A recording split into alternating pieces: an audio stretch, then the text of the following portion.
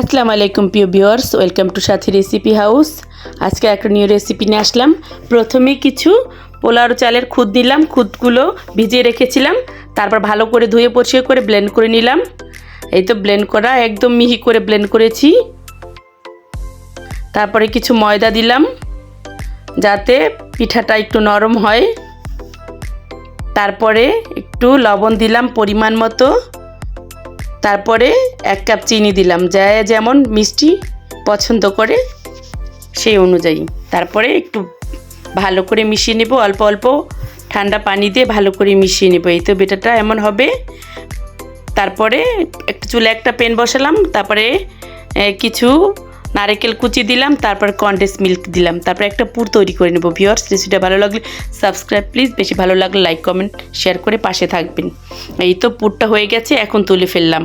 তারপর আবার একটা পুর তৈরি করব নারকেল আর গুড় দিয়ে, খেজুরের গুড় দিয়ে একটা পুর তৈরি করে নিলাম। তারপর চুলে একটা প্যান বসিয়ে পরিমাণ মতো একটু তেল ব্রাশ করে বেটার দিয়ে 1 চামচ ভালো করে এভাবে একটা রুটির মতো শেপ দিয়ে এই তো পাশে পুরগুলো দিয়ে ভালো করে ফোল্ড করে নেব।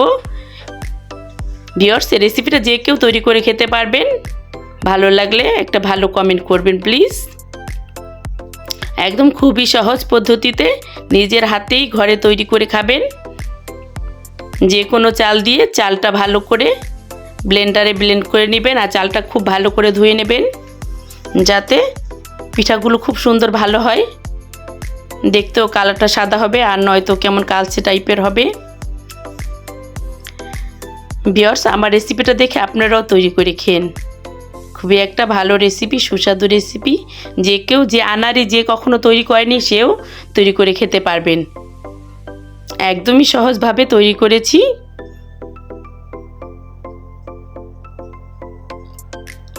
ভিউয়ার্স, তারপরে এই তো এখন আবার একটু গুড়ের পুরটা দিয়ে দেব। তখন দুধের পুরটা দিয়েছি, এখন গুড়ের পুরটা দিব। দিয়ে এভাবে সবগুলো পিঠে তৈরি করে নেব। চালের গুঁড়োর পিঠে তো একটু একটু ফেটে যায়, তারপর একটু ময়দা দিয়েছি যাতে না ফেটে যায়। এখন দুইটা পুর একসাথে